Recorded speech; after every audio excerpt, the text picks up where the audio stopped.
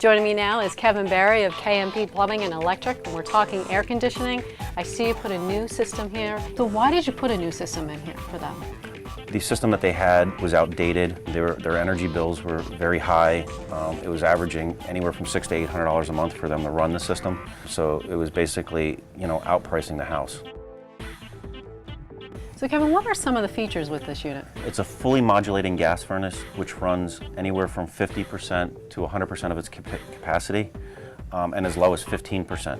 And every 60 seconds through the thermostat upstairs, it analyzes the indoor air temperature and then modulates accordingly. So it's not running at 100% capacity all the time. So it actually learns from the customer on your usages and then adjusts the house comfort levels accordingly.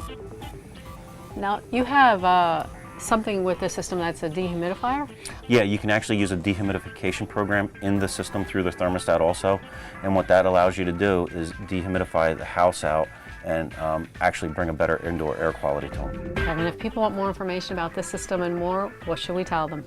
They can contact us at 570-460-0111, or they can go on the web and get us at kmbplumbing.com.